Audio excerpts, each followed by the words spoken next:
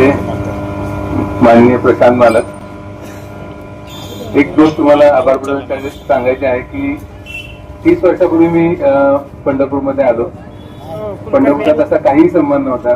गाव आमचं माहिती आहे, तिथं मौली म्हणून आजोळ आहे, असं तिथं 30 वर्षापूर्वी आलो. पण आल्यापासून प्रत्येक ओपनिंग हे मोठ्या मार्गाने केलं होतं आणि मोठ्या मार्गांच्या नंतर आता सुद्धा ओपनिंग कुठलंही देशमुख आमच्या देशमुख कुटुंबियांचं ओपनिंग नवीन कुठलाही प्रोजेक्ट आला, MRI असो, सुरुवातीचा शार्दूल डायमंड असो, लाईफलाईन हॉस्पिटल असो आणि आता लाईफलाईन नेतृत्व परिचारक कुटुंबियांनीच केलेलं आहे. त्यामुळे विश्वजित यश हे निश्चित आहे. त्यामुळे त्याला डेफिनेटली इथून पुढे म्हणणार. एवढा वेळात वेळ काढून प्रशांत मला किती उभं राहिले, इथे आले, त्यांनी वेळ दिला आणि खूप चांगलं मार्गदर्शन आपल्या सगळ्यांना विश्वजितला पण केलं. त्याच्याबद्दल त्यांचा आभार मानतो. आता मी ज्यावेळेला पेशंट बघतो खाली सोनोग्राफी करताना, ते कुठला देशमुख कासेगावचं म्हणल्यानंतर मी त्याला प्रश्न विचारतो की किती एकर द्राक्ष आहे किंवा किती एकर डाळिंब आहे. हाच आतापर्यंत एक प्रोटोकॉल होता. पण विश्वजितनी डेफिनेटली त्यामध्ये आता इथून पुढे असं विचारलं जाईल किंवा किती तुझ्या घरात कोण डॉक्टर आहे किंवा असंच इथून पुढे कासेगावची ओळख आता बदलली पाहिजे, बदलली जाते, ही सगळ्यात आनंदाची गोष्ट आहे.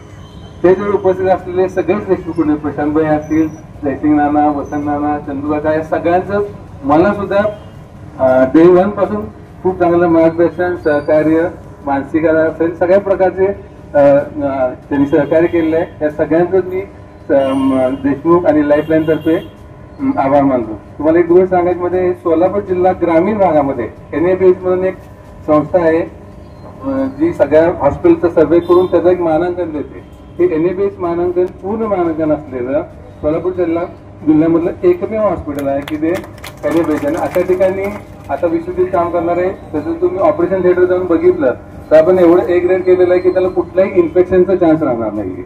कारण म्हणजे डोळ्याला जर इन्फेक्शन झालं तर त्याला दुसरी ट्रीटमेंट नाही, तर डोळा काढावा लागतो. म्हणजे जाता आपण एक मोतीबिंदू शस्त्रक्रिया करायला आणि त्याला डोळा काढणं हे कुठलाही रुग्ण ऍक्सेप्ट करत नाहीये. आणि आता सगळ्या वक्त्यांनी सांगितलं की एखाद्या हॉस्पिटलला आशीर्वाद देणं म्हणजे तुम्ही आजारी पडा म्हणणं असं आहे, परंतु तसं काही नाही. तुम्ही रेग्युलर चेकअप केलं पाहिजे. तुमची दृष्टी 40 वर्षानंतर एकदा तुम्ही चेक केलीच पाहिजे. कारण आजकाल डायबिटीस आहे, हायपरटेन्शन आहे आणि ह्या डायबिटीस हायपरटेन्शनमुळे डोळ्यांच्या आजार आता खूप वाढायला लागलेले आहेत. त्यामुळे तुम्ही कसंही असलं आपल्याला दिसतंय म्हणून थांबलं नाही पाहिजे. विश्वजित सारखा एकदम हैदराबाद इथल्या टॉप इन्स्टिट्यूटला काम केलेला मुलगा आहे. त्यांनी त्यावेळेला मॅडमना अप्रोच केलं की आपल्याला इथं करायचं आहे. त्यावेळेला आम्ही त्याला सांगितलं की तू फक्त सांग की कुठलं इन्स्ट्रुमेंट किंवा कुठलं मशीन आपल्याला आणायचं आहे आणि काय क्वालिटीचं पाहिजे ते सगळं आपण प्रोव्हाइड करू. विश्वजितने सुद्धा ते ऍक्सेप्ट केलं आणि इथं काम करण्याचा निर्णय घेतला. याच्याबद्दल त्याचं पण मी आभार मानतो. आमचे सगळे डॉक्टर्स मंडळी आहेत, जे सुपर कन्सल्टंट आहेत, डे 1 काय की डॉक्टर कुलदीप कोलबर्गर, त्यांना तर तुम्ही डे 1ला ओपनिंग पासून आजपर्यंत इथं काम करत आहेत. न्यूरोसर्जन डॉक्टर ऐकुळे आहेत, ते पण गेली 7 वर्ष इथं अविरत सेवा देत आहेत. आणि बाकी सगळी टीम जी आहे आमची 24 तास. आणि ह्यात सगळ्यात आनंदाची गोष्ट तुम्हाला सांगतो की ह्यातला कुठलाही डॉक्टर काम नसेल तर बोर होतो.